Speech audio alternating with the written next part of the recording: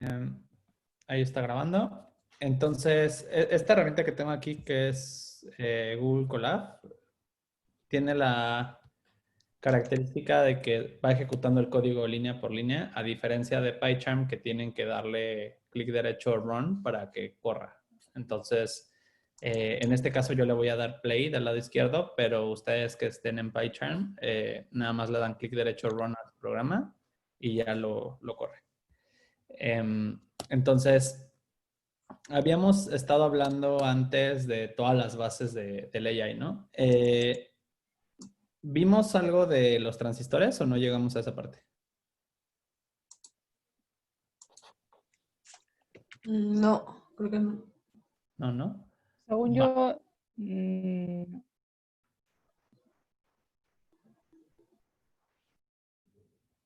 Según tú. no, según yo no. Ok. Entonces, habíamos hablado de que teníamos conjuntos, ¿no? Y que yo podía tener 3 bolitas en un conjunto y luego tener 2 bolitas en un conjunto. Ay, qué pequeño está esto.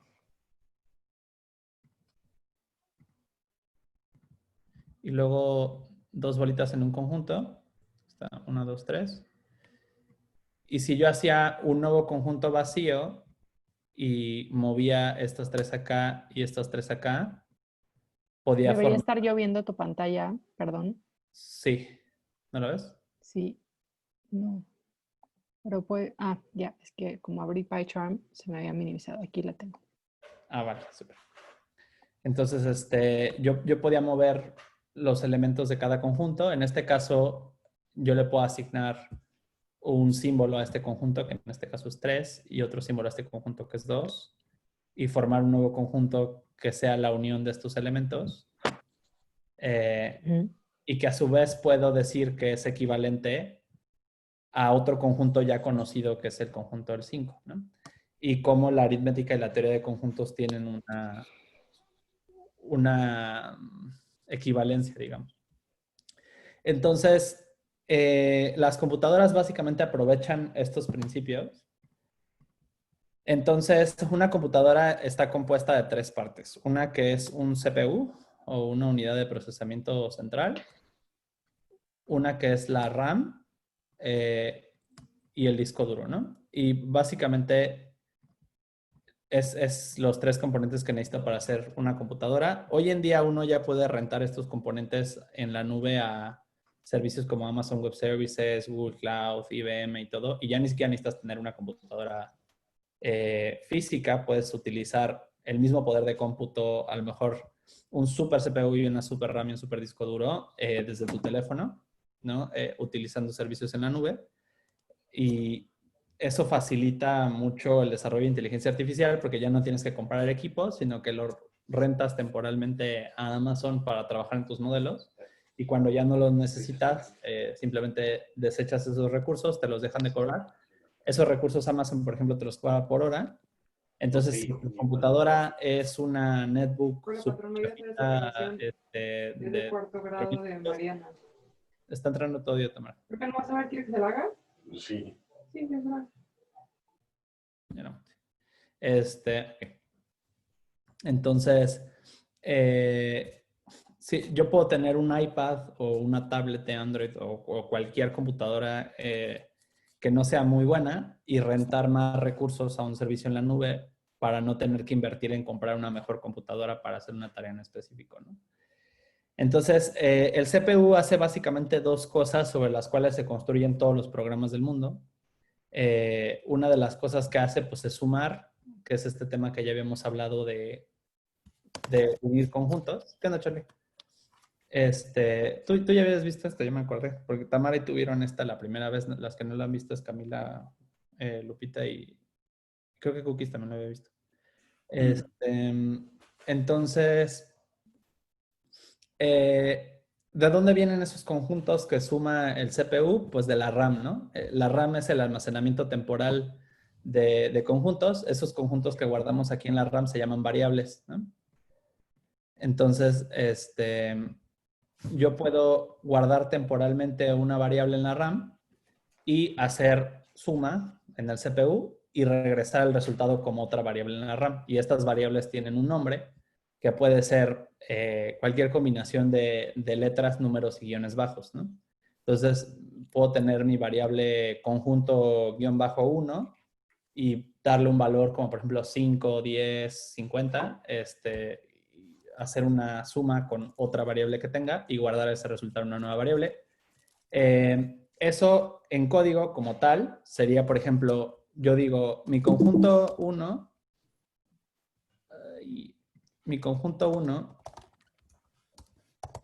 va a ser el número 5, mi conjunto 2 va a ser el número 7 y entonces el resultado, que es una nueva variable, ¿no? Todo esto que está a la izquierda del igual son estas variables guardadas en la RAM.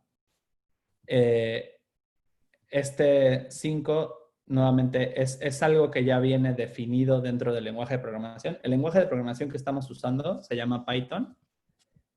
Por eso es que el programa que estamos usando para programar se llama PyCharm, ¿no?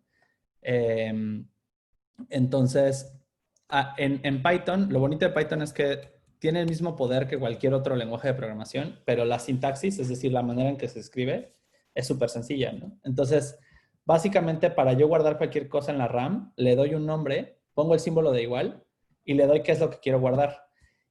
Y todos los programas se construyen a partir de unos tipos definidos que ya vienen con el lenguaje, ¿no? Entonces, esos tipos definidos son, por ejemplo, los números. Python ya trae integrada una representación de todos los números. Entonces, no necesito definir el 5 ni definir el 7. Lo que sea que signifiquen ya viene predefinido en Python. Y entonces yo puedo operar con ellos porque sé que ya están predefinidos. Y puedo hacer, por ejemplo, puedo hacer conjunto 1 más conjunto 2. Entonces, lo que va a hacer esto es ir a la RAM a buscar, siempre se ejecuta primero lo de la derecha del igual y luego lo de la izquierda del igual. Entonces, lo que va a hacer esto es ir a buscar el conjunto 1 a la RAM, se va a dar cuenta que este conjunto 1 es el número 5, se va a ir a buscar el conjunto 2 a la RAM, se va a dar cuenta que ese conjunto 2 es el 7 y lo va a almacenar en la variable resultado. Entonces, si yo aquí le doy imprimir la palabra print y le digo que lo haga sobre el resultado, lo que me va a dar es justamente esta suma que es el 12, ¿no? ¿Sí alcanzan a ver?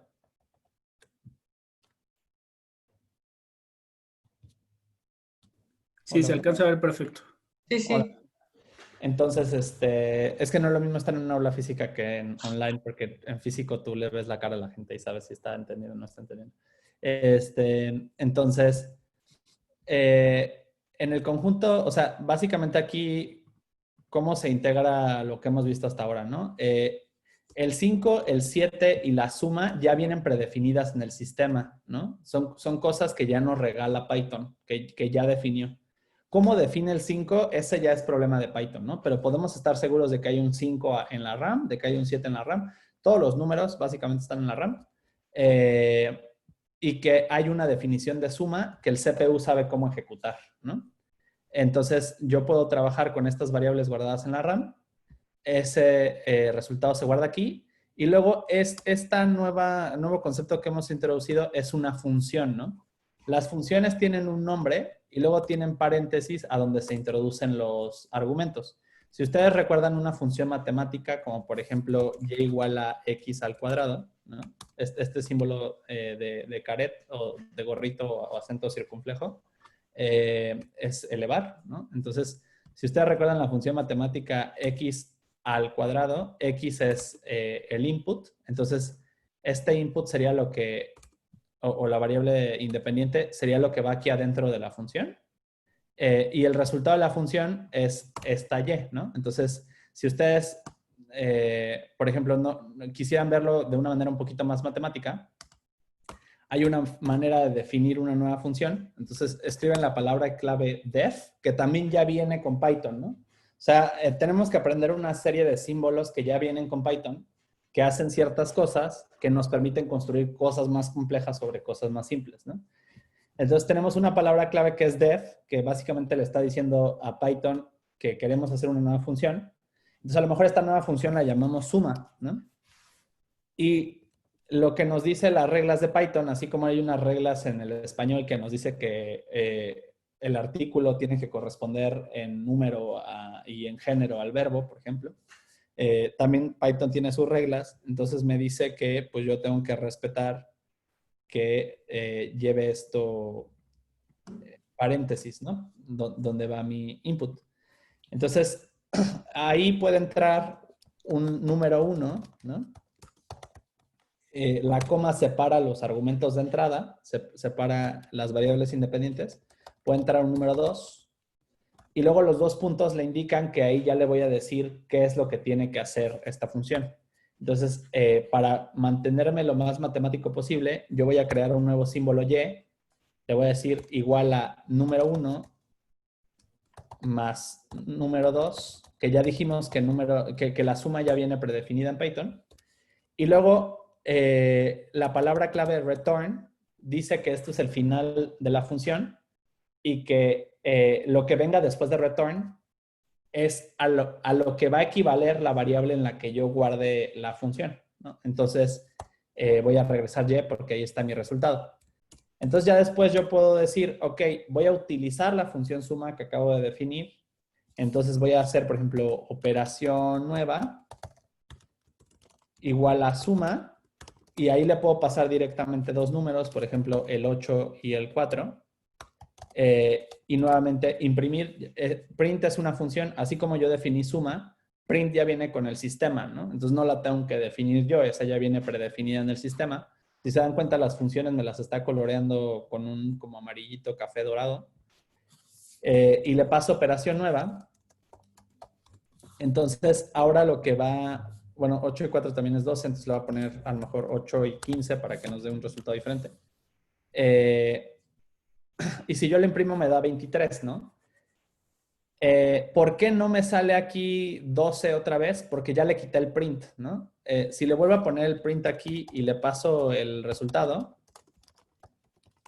me va a imprimir primero esto, que es el 12, ¿no? El resultado de conjunto 1, que es 5, más conjunto 2, que es 7. Me lo va a imprimir.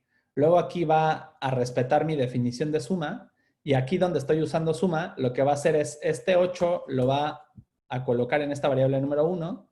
Este 15 lo va a colocar en esta variable número 2.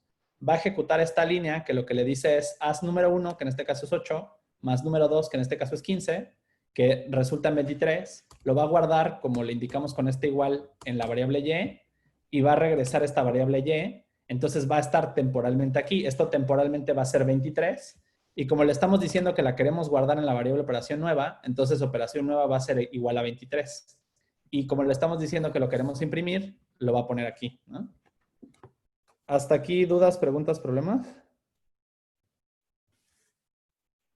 No, todo bien. No, no, gracias. Va. Entonces, esto es como lo más fundamental de programación, ¿no? Todo lo que va el primer semestre de cualquier carrera de ingeniería de software es aprender esto. Entonces, esto es como programación súper básica, que es declarar una variable, que básicamente lo que hacemos es guardar esto en la RAM, utilizar alguno de los tipos predefinidos del sistema. ¿Qué otros tipos predefinidos hay en el sistema? Los números decimales, por ejemplo. Entonces yo puedo hacer 5.7814 más 7.53 y eso también es válido. Estos valores de punto flotante ya vienen predefinidos. El sistema ya sabe qué hacer con los números decimales y hace la operación de suma como lo haría con cualquier otra cosa, ¿no?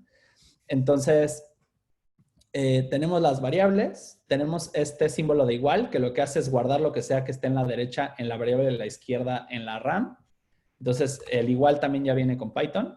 Entonces, aquí simplemente estamos combinando el concepto de variable con la suma que ya viene predefinida en Python también, con el igual que ya viene predefinido, y guardando en otra variable y utilizando las funciones, que en este caso print también ya viene predefinida.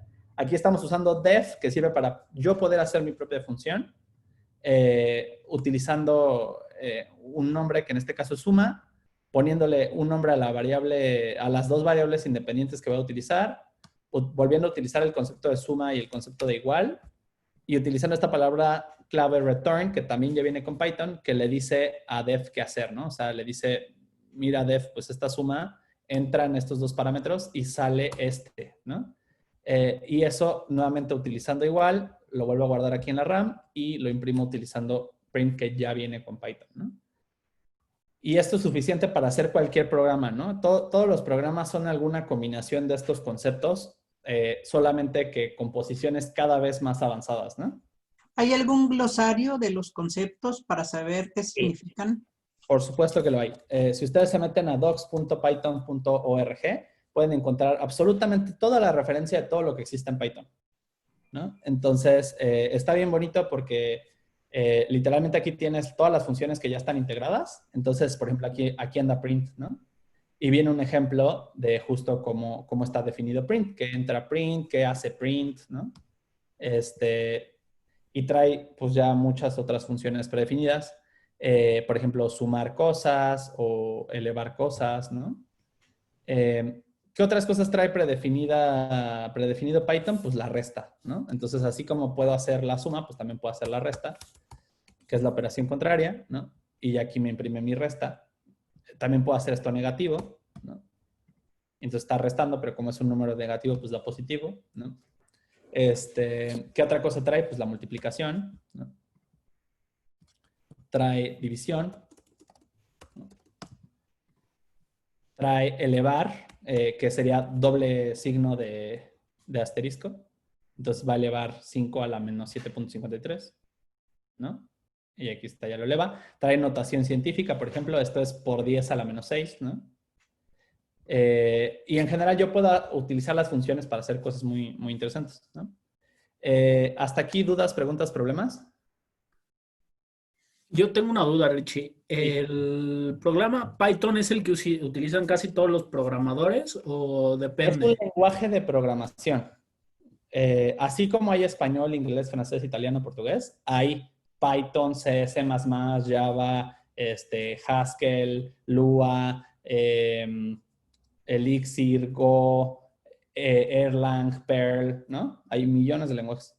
Entonces, cada uno tiene sus funciones específicas, todo, pero por lo menos el 80% de los lenguajes tienen alguna forma de esto, ¿no? Lo O único sea, que cambia es a lo el mejor el orden. 80% se parecen. Sí, sí. O sea, por ejemplo, en JavaScript, en lugar de poner def, pones function, ¿no? Pero todo lo demás es igual, ¿no? Y Ok. aquí es def.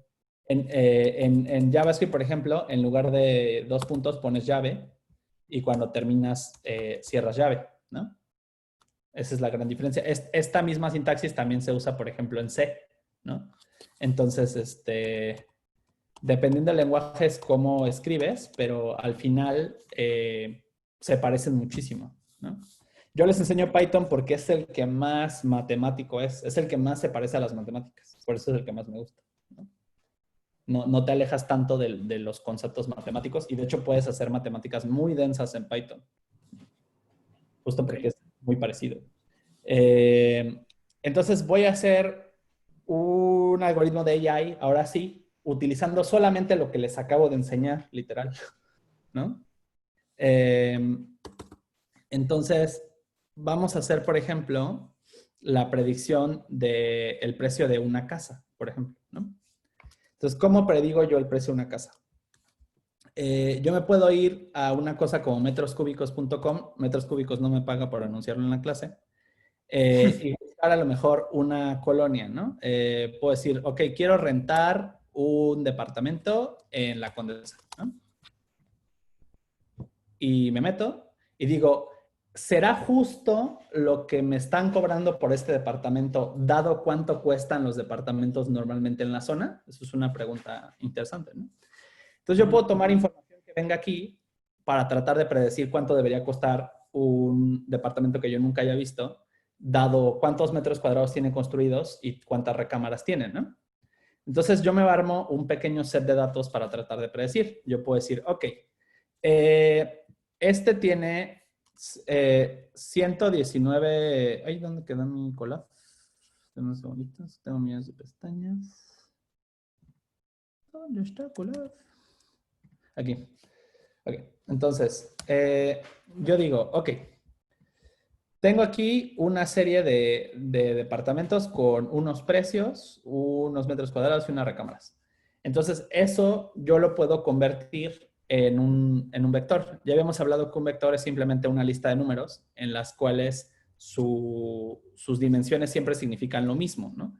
Entonces, por ejemplo, si yo quisiera hacer número de cuartos y luego metros cuadrados construidos en uno, pero luego metros y números de cuartos en otro, esto no sería un tensor válido porque las dimensiones significan cosas distintas. Entonces el resultado no sería equivalente a la realidad, ¿no? ¿Me daría un resultado? Sí, pero no sería traspasable a la realidad porque estoy violando la regla que es que todas las dimensiones significan lo mismo, ¿no? Entonces, yo me voy a hacer una lista de casas, voy a agarrar y voy a decir, ok, lo primero que voy a poner son los metros y luego las recámaras. Entonces voy a hacer 119,3, ¿no? Y en Python, para declarar un vector, pongo yo corchetes cuadrados. Entonces, básicamente esto lo que le dice a Python es, esto es un nuevo vector que su valor 1 es 119 y su valor 2 es 3. ¿Qué son? No importa. O sea, a la computadora le da exactamente igual qué es lo que estemos sumando, restando, multiplicando, dividiendo. Lo único que hace es unas operaciones muy genéricas como sumar, multiplicar, dividir sobre cualquier cosa que nosotros le demos, ¿no? Entonces yo aquí voy a decir, ok, esta es la casa 1. Y la casa 1 va a tener 119 metros cuadrados y 3 recámaras, ¿no? Voy a agarrar ahora mi casa 2, que tiene 160 y 2 recámaras, ¿no? Voy a agarrar mi casa 3, que tiene 91 y 2.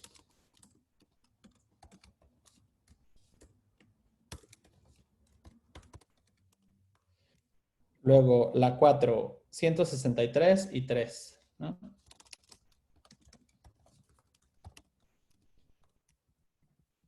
$180,3.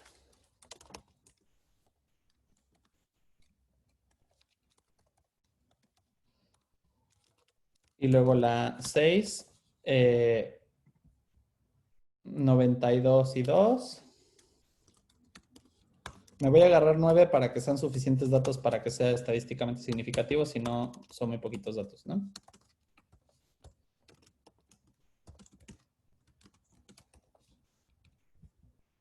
Entonces, nos quedamos en 92 y 2, luego 76, 2, 76, 2, 85, 2, ¿no?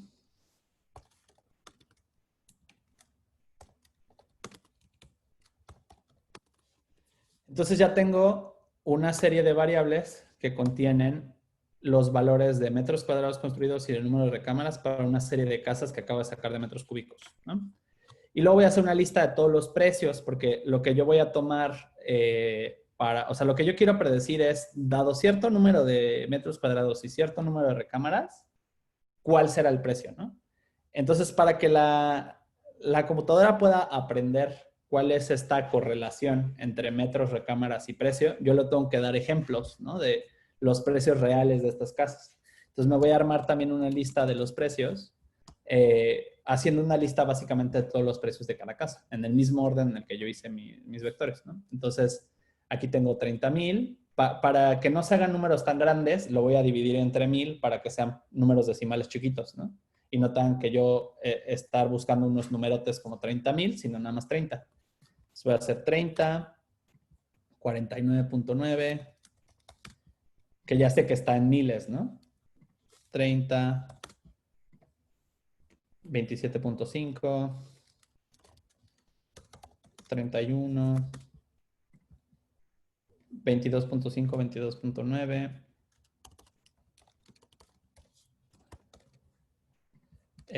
20.9 y 25.35, ¿no? Entonces ya tengo yo mi lista de metros cuadrados y recámaras, que sería mi variable independiente, ¿no? ¿Qué es lo que yo controlo? ¿Cuáles son los datos que yo voy a tener para predecir?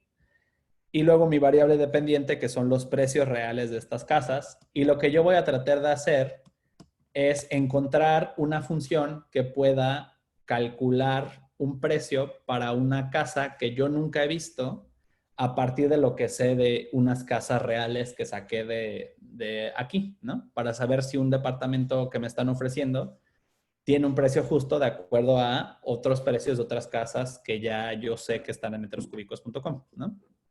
¿Hasta aquí dudas, preguntas, problemas? No, ¿No?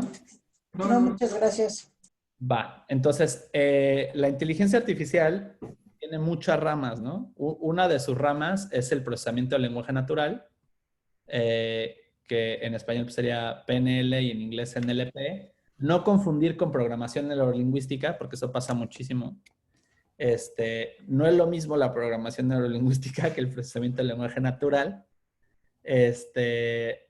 Entonces, cuando vean NLP o PLN en el contexto de AI, significa Natural Language Processing o procesamiento del lenguaje natural. ¿Por qué se llama procesamiento del lenguaje natural? Porque los lenguajes se suelen dividir en lenguajes formales y lenguajes naturales. Los lenguajes formales son los lenguajes que tienen una gramática estable e inviolable y que es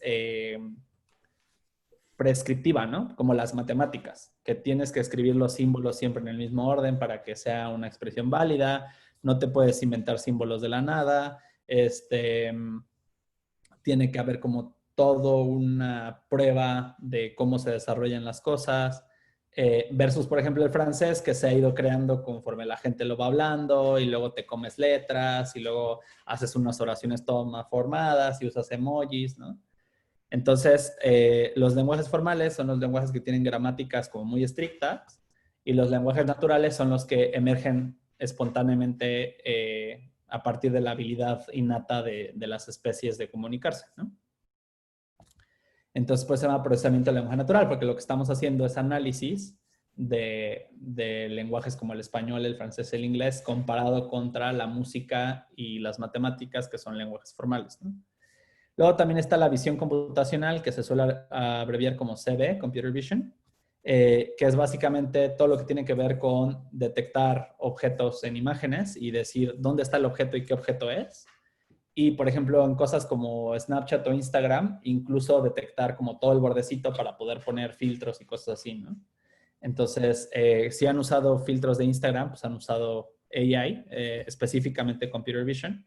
Si han usado Siri o el comando de voz de Google Maps, todas estas cosas han usado procesamiento de lenguaje natural. Y luego, como que lo más genérico de todo es otro campo que se llama Machine Learning o aprendizaje automático, que es toda la rama del AI que se dedica a encontrar cómo representar conocimiento, en este caso de manera vectorial, ¿no? Aquí estamos haciendo 9 vectores de casitas que representan el número de metros cuadrados construidos y el número de recámaras. Y luego hicimos un enorme vector de precios. Esto es un tipo de representación de conocimiento. Y este tipo específico de aprendizaje se llama aprendizaje supervisado, porque yo tengo ya una serie de ejemplos de la vida real sobre las cuales aprender.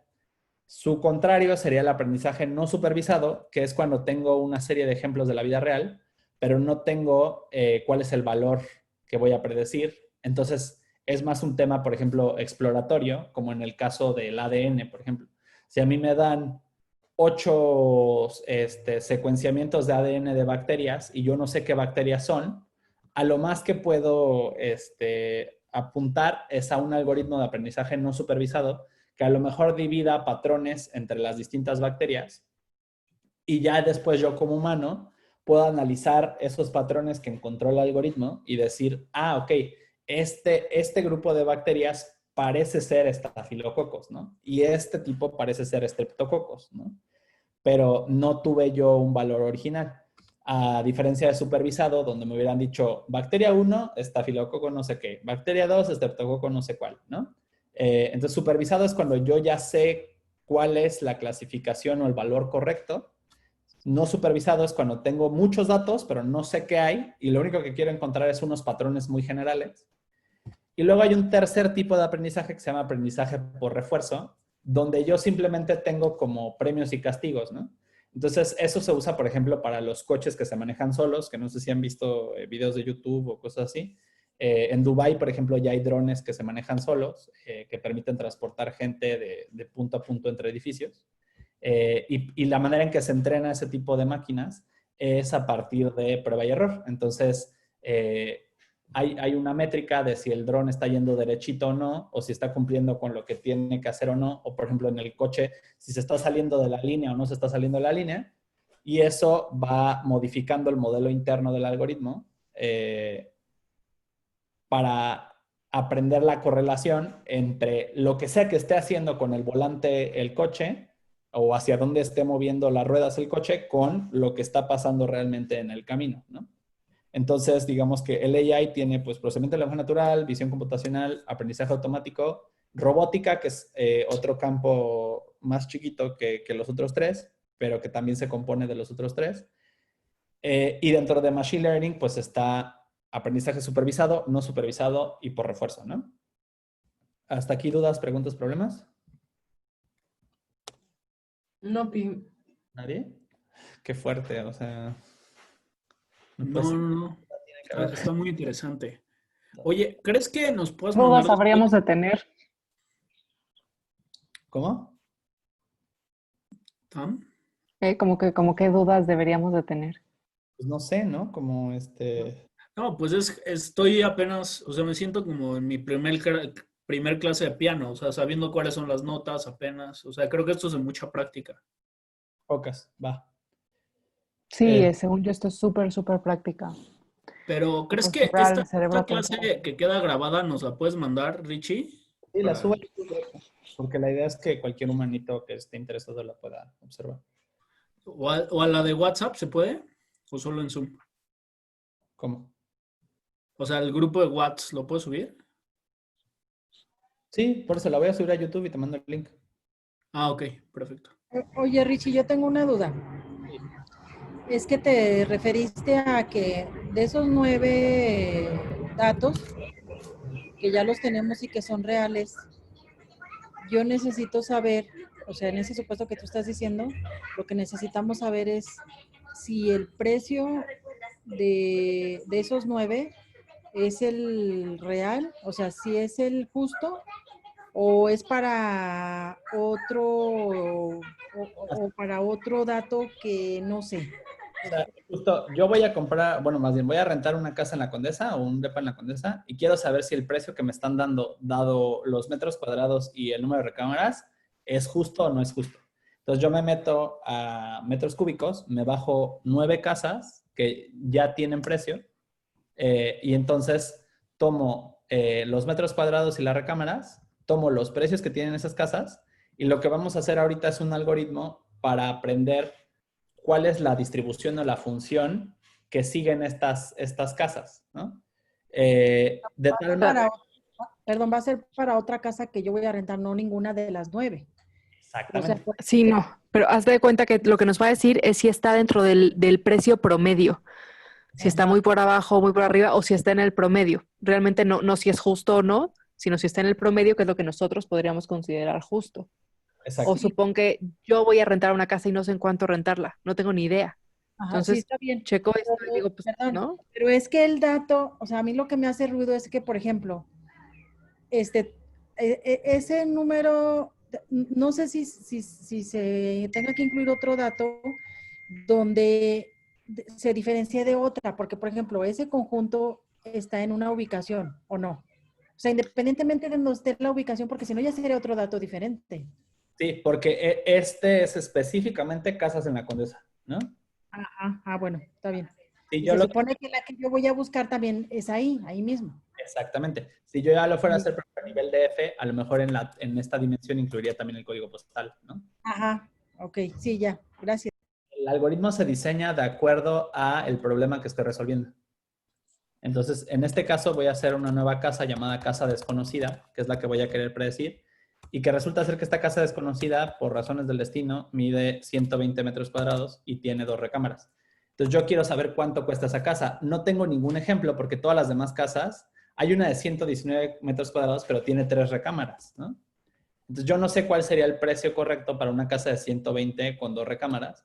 Entonces, por eso voy a tomar un algoritmo para tratar de encontrar cuál es la función desconocida que están siguiendo estos datos y entonces yo poder encontrar el precio más o menos aproximado de esta casa desconocida a partir de los datos del mercado, ¿no?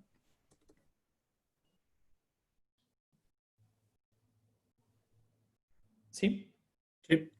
Okay. Entonces, esto se puede aplicar a muchas cosas. Por ejemplo, un juicio que yo nunca he visto, ¿no? O sea, yo tengo una serie de juicios donde tengo una serie de parámetros de cómo se desarrollaron las cosas y cuál fue el fallo, y tengo un nuevo juicio y quiero saber cuál es la probabilidad de que lo declaren culpable o inocente de acuerdo a cómo se comportaron otros juicios similares, ¿no? Entonces puedo vectorizar diferentes pedazos de información de esos diferentes juicios y cuando yo le doy uno nuevo, pues me dice, pues la probabilidad de que el fallo sea positivo es 63% por cómo se desarrollaron todos estos otros, ¿no? Es en el supuesto que no sea México, ¿verdad? Por supuesto. Que haya Estado de Derecho. Y en el supuesto de que sepamos escoger esas variables correctamente, ¿no? Porque las variables dentro de un juicio me imagino que deben ser n y Sí. escoger las correctas. De hecho, vamos a ir viendo diferentes métodos de representación de conocimiento. Ahorita les estoy dando el método más sencillo, que es vectorial, ¿no? Pero después les voy a enseñar métodos con conjuntos, métodos con geometrías no euclidianas, métodos con teoría de juego. O sea, ya vamos a ver otros métodos de cómo representar conocimiento que no son... Pero, por ejemplo, este método me va a servir para tomar decisiones con pocas variables, ¿no? O sea, en este caso me interesa un departamento en la Condesa con tantas recámaras y tantos metros. Me va a dar de resultado el dato de cuánto, el promedio, cuánto cuestan. Y si yo quiero uno de 120 metros con 2 recámaras, ¿cuánto me debería de costar? Pero tú podrías ser Rodrigo Herrera, el dueño de Genoma Lab, y estar sacando un nuevo medicamento y entonces ves de todos los medicamentos que están en el mercado al que tú te vas a meter, que por ejemplo puede ser medicamentos para el colesterol, tú te haces una lista de todos los medicamentos para el colesterol que hay en todos los mercados, de todos los fabricantes, con un montón de características, pueden ser vectores de 40 dimensiones, ¿no? De 40 características diferentes y predecir el precio correcto de ese medicamento para tu mercado, ¿no? O sea, yo te estoy dando un problema de juguete súper simplificado, pero exactamente la misma técnica sirve para cualquier cantidad de tamaño de vectores, ¿no? Ok. Más cuantitativo que cualitativo, evidentemente. Porque aquí estamos viendo Machine Learning supervisado básico. Eventualmente vamos a ver procesamiento del lenguaje natural, donde ya nos estamos metiendo con sistemas recursivos y simbólicos que tienen un contexto cultural, ¿no? Que esa es mi parte favorita. Yo soy especialista en procesamiento del lenguaje natural, ¿no? Y mi investigación se basa en la unión entre visión y lenguaje. Entonces yo lo que hago es, de lo que ve la máquina, le hago un sistema simbólico concreto y luego empiezo a construir capas y capas y capas de conocimiento, gráficas de conocimiento sobre estos símbolos concretos y empiezo a generar superconceptos como Dios, libertad, justicia, amor, a partir de todos los símbolos concretos en capas recursivas. Y con eso le doy como una inteligencia emocional artificial a la máquina, ¿no? Entonces, Es que luego nos puedas enseñar de qué trata, porque suena muy, muy complejo, la verdad. Pero la vamos a construir. Lo que está bien bonito es que vamos a empezar con literal qué es sumar y qué es multiplicar y vamos a terminar haciendo un sistema que pueda reconocer emociones o un sistema que pueda detectar si una parte está rota o que pueda reconocer la cara de una persona, ¿no? Solo a partir de conjuntos, que es lo más bonito de todo, ¿no? Ok. No, pues muchas gracias, Richie. Entonces, entonces aquí ya tenemos nuestras variables independientes que son los números de metros construidos y los cuartos y los precios, que es nuestra variable dependiente, y vamos a hacer una cosa que se llama regresión lineal, que es de los algoritmos más sencillos que hay de aprendizaje automático para sacar ahora el precio de la casa desconocida. Entonces, les voy a enseñar cómo usar algo que ya existe para hacerlo en 3 líneas de código. Y a lo largo de las clases vamos a ir desglosando cómo funcionan estos algoritmos. Entonces vamos a ver primero la aplicación y luego ya cómo funciona por adentro matemáticamente, ¿no? Entonces, hay una librería súper grande que se llama sklearn, que ya trae muchísimos algoritmos básicos de Machine Learning ya prefabricados para que yo no los tenga que programar. Entonces, si se meten a la página, que es así, scikit-learn, ¿no? La página ay, no veo. La página es scikit-learn.org. Se las pego también en el grupo. More chat. ¿No? Esta librería es como la más básica de Machine Learning que hay. Es open source, la pueden modificar, le pueden hacer lo que quieran. Y viene por tipo de problema. En Machine Learning supervisado hay dos problemas básicos, clasificación y regresión. Cuando estoy clasificando es que quiero obtener un valor discreto, es decir, un valor entero, es decir, una categoría o una etiqueta, ¿no? Por ejemplo, colores. Yo quiero saber si algo es verde, azul, rojo, amarillo, bla. Entonces, tiene como una etiqueta o una categoría muy específica, finita, y lo que yo quiero obtener es a qué categoría pertenece, ¿no? O, por ejemplo, si algo es cáncer o no es cáncer, dado el tamaño del tumor, lo que sea. Regresión es cuando quiero obtener un valor continuo, es decir, cuando quiero obtener un valor decimal infinito, que puede ser, en este caso, el precio de una casa, ¿no? Pero también puedo querer predecir el tiempo medio de vida de un medicamento en sangre o whatever, ¿no? Entonces, yo me puedo fumar problemas tan complejos como yo quiera. Y, por ejemplo, en el tema de regresión, scikit-learn ya trae básicamente todos los algoritmos esenciales hasta antes. Ah, no, mira, ya trae redes neuronales.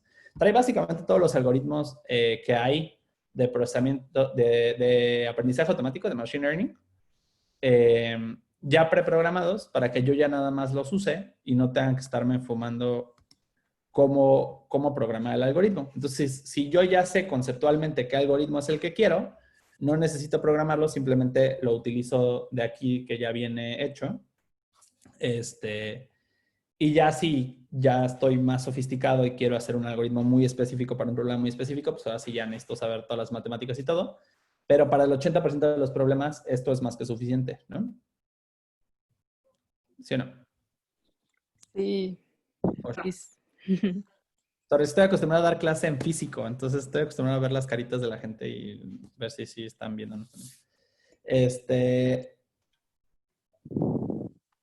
Entonces, dentro de scikit-learn, si yo hago from sklearn .linear_model, ¿no? ¿Qué hice aquí? From significa de dónde viene eso que voy a usar, ¿no? sklearn es el nombre de la librería que estoy usando. Colab ya las trae todas instaladas. Si están en PyCharm, van a ver que... déjenme, voy a PyCharm.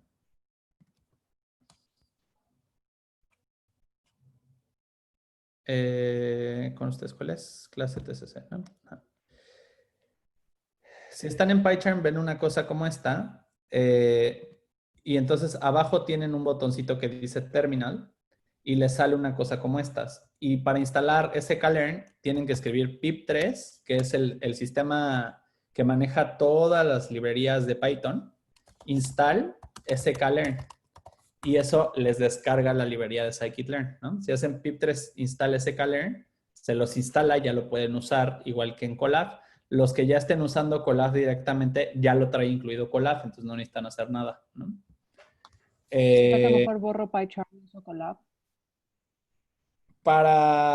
Hasta que lleguemos allá, neta, cosas muy puercas, Colab es más que suficiente. Pero sí, Colab nos va a aguantar como 10 clases. Ya a partir de la clase como 11, 12 ya va a valer madre porque ya vamos a hacer cosas muy intensas. Entonces, pero hasta que estemos en cositas numeritos es suficiente.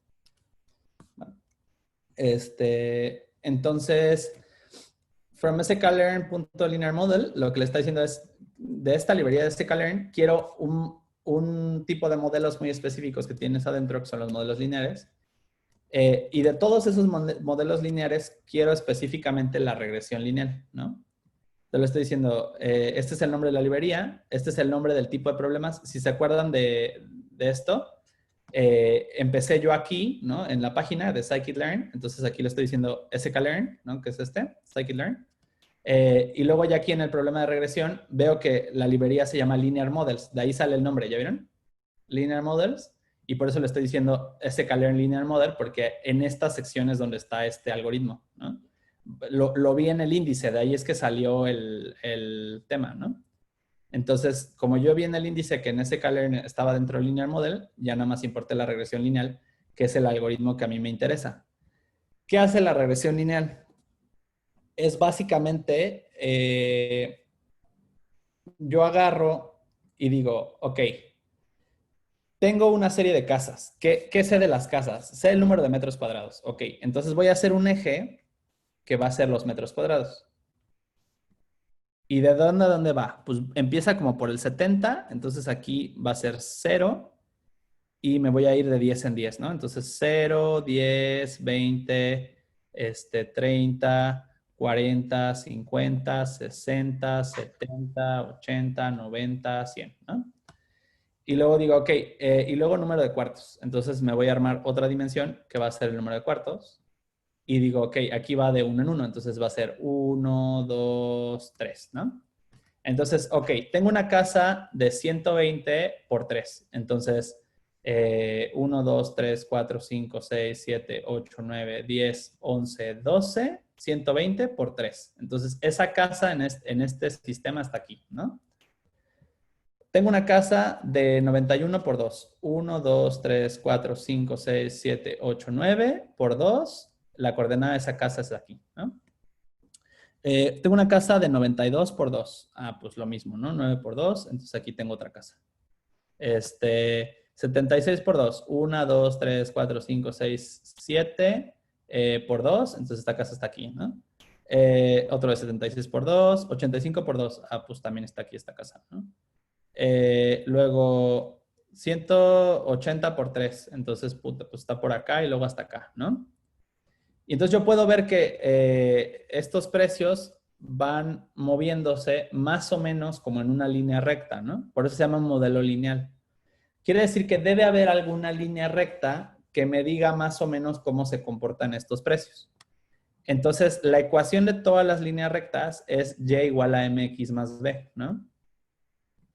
Donde la b es a partir de donde empiezo a trazar la línea. Entonces, ¿en qué punto del eje y empiezo a trazar la línea? Y luego m es qué tan inclinada está. Entonces, yo me voy a armar otra dimensión que sea a lo mejor los precios. Y entonces no solo voy a considerar dónde está la casa aquí, sino también respecto al precio, ¿no? Y me voy a empezar una línea aleatoria. Yo voy a decir, ok, esa línea aleatoria va a ser, la voy a empezar así, ¿no? Toda chueca. Entonces, esa va a tener un valor de m y un valor de b. El valor de b es donde la empecé a trazar y la m es qué tan inclinada está, ¿no? Y entonces voy a hacer algo que es calcular el error, es decir, qué tan diferente está el valor de la casa que yo estoy prediciendo con mi función y igual a mx más b versus cuál es el valor real de la casa que saqué de metroscúbicos.com.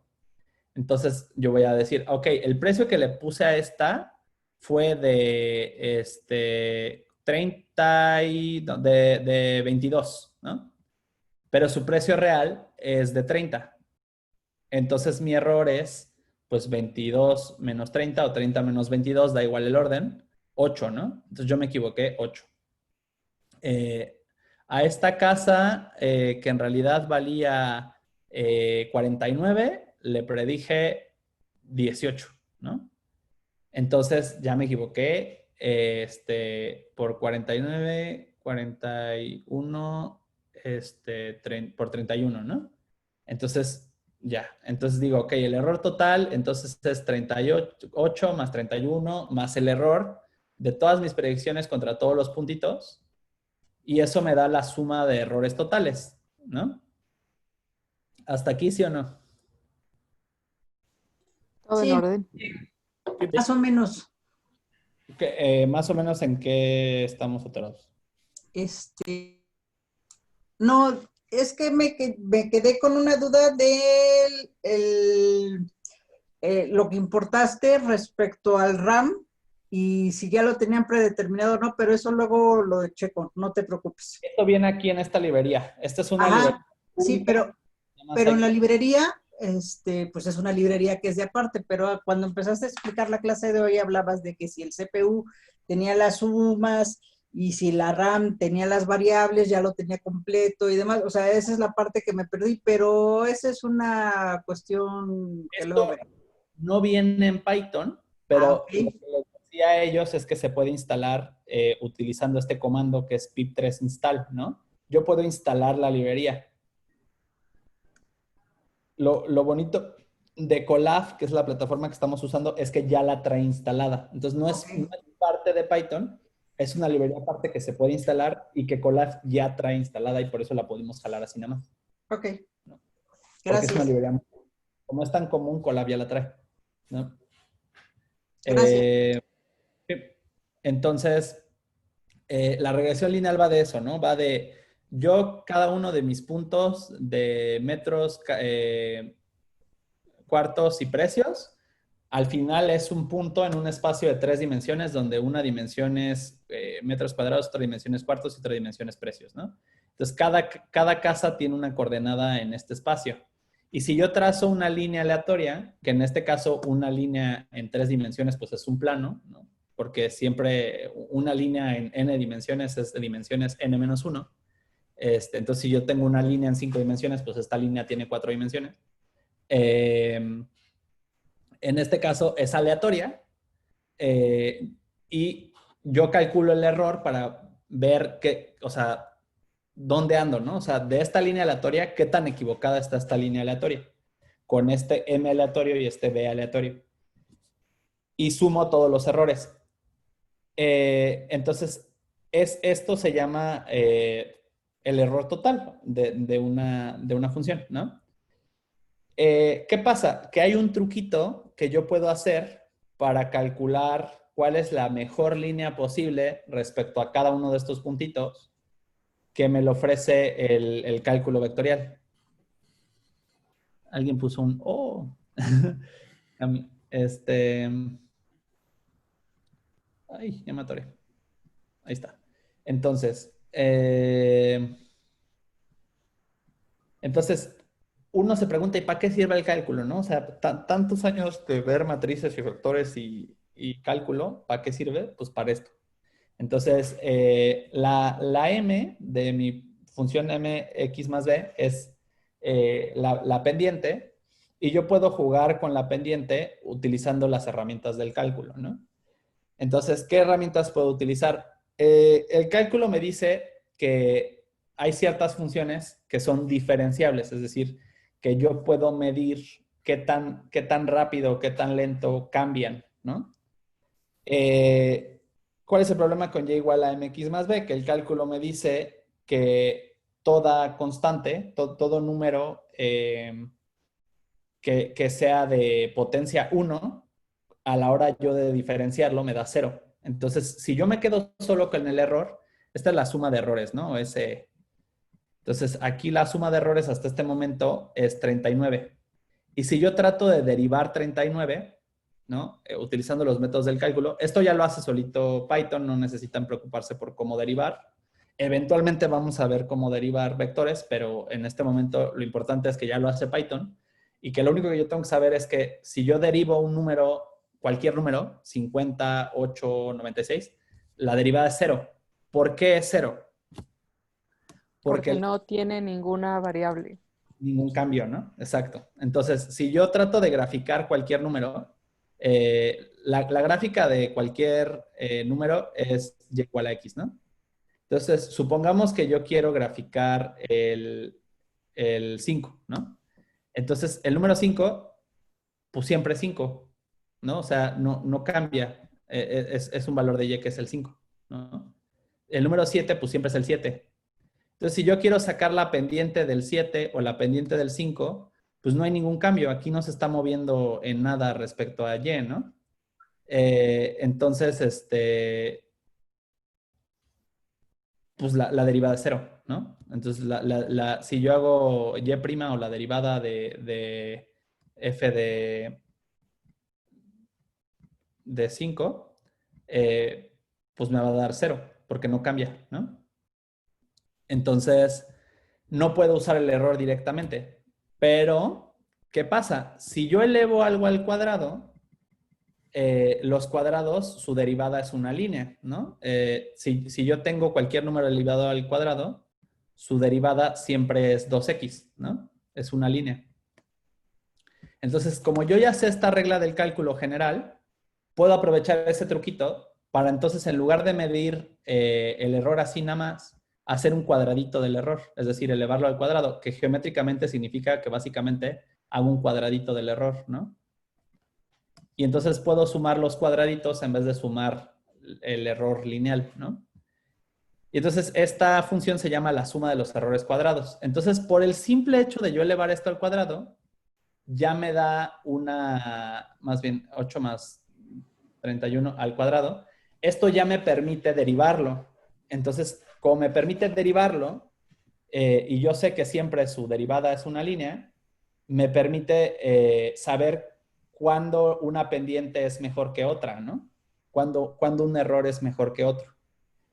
Y este método de combinar la ecuación de la línea con el cálculo vectorial, específicamente la derivada de un vector, se llama el método de descenso de gradiente o gradient descent, ¿no? ¿Por qué? Porque la derivada del vector o un vector de derivadas se llama un gradiente, ¿no? Entonces, la regresión lineal es un método que funciona por descenso del gradiente, es decir, yo derivo mi error y al derivar mi error y restárselo a mi pendiente y restárselo a mi bias, a donde empiezo a cortar en la línea, yo puedo ir mejorando mi línea hasta que cada vez tenga menos error. O sea, simplemente yo calculo el error, derivo, le resto la derivada a m, le resto la derivada a b, y se va corrigiendo mi línea hasta que el error es el más pequeño posible, y entonces yo ya puedo decir que alcancé el óptimo. Esta ciencia se llama métodos numéricos, ¿no? Entonces, estamos combinando varias áreas de las matemáticas y de la ingeniería en un programita muy sencillo que básicamente es, yo tengo o sea, me aviento una línea random. De esa línea random calculo contra los precios reales cuál fue la diferencia. Ese error lo elevo al cuadrado y luego le resto la derivada que siempre sé que es 2x, ¿no? Porque la derivada del cuadrado siempre es 2x. Entonces le resto esa 2x y entonces me da una mejor línea y repito el proceso. Vuelvo a calcular de esta nueva línea, ya que la actualicé mediante descenso de gradiente, es decir, mediante restarle la derivada, y así va actualizando hasta que tengo una línea bien chingona donde el error es el menor posible utilizando métodos numéricos, ¿no? Y esto es como quinto semestre de una carrera de software engineering, ¿no?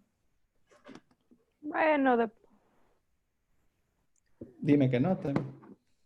es de las primeras. Yo en realidad aprendí a usar Excel en diseño de experimentos. Pero La llevé en segundo semestre, sí. No software engineering. Pues yo no sé nada de lo que están diciendo, pero bueno, estoy aprendiendo. Sí, dudas, preguntas, problemas sobre la ecuación de la línea, la suma de errores cuadrados, la derivada o cualquiera de las anteriores. La suma de los errores cuadrados solamente es como para que sea más exacto o sea, llegar al óptimo, ¿no? Como dijiste. Para poder derivar, porque si yo derivo la suma de los errores, la derivada de cualquier constante es 0. Entonces, si yo derivo 39, es 0. Pero si yo derivo 39 al cuadrado, es 2 por 39. ¿No? Ya. Entonces, es un truco, es un pinche truco para poder derivar. Entonces, sí, pero ese truco para poder derivar necesitamos recordar cuáles eran las claves para las derivadas. No creo que los abogados aquí presentes recordemos fácilmente. Pero ya Python deriva solito. tiene algo llamado autograph que deriva solito. Entonces no necesitas saber derivar, ¿no? Y en el peor de los casos, te vas a Wolfram Alpha. O sea, lo bonito de la tecnología es que creamos tecnología para evitar pensar, ¿no? Entonces, hay una madre que se llama Wolfram Alpha. Ay, Dios bendito. Wolfram Alpha. Que ya te deriva solito. La hizo un señor que se llama Stephen Wolfram, que es una locura. Trabaja en un área de la ingeniería que se llama autómatas celulares. Entonces, si yo le digo derivative de... derivada de x al cuadrado, me dice, tú quieres la derivada de x al cuadrado. Pues la derivada de x al cuadrado es 2x, ¿no? Y si yo me invento una función ya acá bien locochona, a lo mejor le digo, derivada de e a la x más 1 sobre x más 30 más 3x al cuadrado. Me dice, tú querías la derivada de esta madre, pues ahí está, ¿no? Y me la deriva. Está bien padre porque hoy en día, 2020, hacer AI es muy sencillo porque ya todo te lo deriva a Wolfram Alpha, ¿no? Entonces, si no te sabes la derivada de memoria, te metes a Wolfram Alpha, derivas. O si te quieres ya ver muy acá o recordar o usar un poquito el cerebro, la derivas a mano. Pero si no sabes derivar, te metes a Wolfram Alpha, buscas la derivada y ya nada más la metes aquí en Python, ¿no? Entonces, en realidad tampoco necesitan saber derivar. Necesitan saber derivar o sea, necesitan saber para qué sirve la derivada, pero no derivar, ¿no? Que eso es parte de lo que propuse. Exacto, que es lo mismo que nos acabas de explicar, ¿no? O sea, cómo se hace la regresión lineal, pero no tenemos que hacerla, solo escribir linear regression. Te lo voy a enseñar a cómo hacerla por cultura general, por educación básica, porque somos la clase intelectual mexicana y necesitamos saber este tipo de cosas, ¿no? Pero no se necesitan acordar, solo necesitan tener el feeling de cómo funciona, ¿no? Para que entonces el día que tengan que inventarse un problema, puedan decir, no inventes, pues claro, ¿no? Si yo tengo esta función y la elevo al cuadrado, pues ya la puedo derivar, entonces ya puedo usar métodos numéricos, entonces ya puedo usar AI, ¿no? Entonces es solo para eso, para que tengan sus antenitas abiertas, porque te abre bien cabrón el mundo el saber este tipo de cositas, ¿no? Como no importa la función que tengas, si la elevas al cuadrado ya es derivable. Entonces, ya te puedes inventar lo que sea, derivarla y ya con eso puedes optimizarla, ¿no? O sea, ¿qué es lo que no te dicen? O sea, si a mí me hubieran dicho a los 12 años, güey, todo el punto del cálculo es que si lo puedes derivar, lo puedes optimizar, otra pinche historia habría sido mi vida, ¿no? Pero esto lo vine a aprender como a los 20 por ahí, ¿no? Que si tú derivabas algo, significaba que lo podías optimizar. Entonces, de ahí pues todo cambió porque mis últimas 5 empresas han estado basadas en algún tipo de método de optimización de gradiente, ¿no? Incluso lo que hago en emociones es un método muy sofisticado de derivación de vectores de conjuntos, ¿no? Entonces, ¿para qué sirve el cálculo? Para optimizar cosas, ¿no? Si tienen niños chiquitos, primos, sobrinitos, lo que sea, y les preguntan ¿para qué sirven las mates? AI es una gran aplicación de todo. O sea, todo lo que hay en el Kolmogorov lo he aplicado alguna vez en mi vida haciendo AI, ¿no? Entonces, ¿dudas, preguntas, problemas? Ninguna, muchas gracias. Yo creo que lo vamos a tener que repasar en lo que quede grabado. Sí, yo creo que sí. Va, entonces, la siguiente clase, ahora sí implementamos la regresión lineal con sklearn, pero traten de practicar declarar una variable, a lo mejor declarar una función para sumar cositas y sumar cositas, ¿no? A ver si pueden repetir eso que hicimos. Se va a quedar grabado, entonces lo pueden volver a ver si tienen dudas. Pero traten de definir una función y utilizarla, ¿no? ¿Esta grabación la puedes mandar por el grupo de WhatsApp? No worries. Yo, en cuanto me llegue la notificación de Zoom de que ya está grabado, o bueno, procesado, se lo subo y se los paso. Muchas gracias, Richie. Porque Gracias, sí hay mil, Richie. necesitamos practicarle. No está tan fácil para los abogados.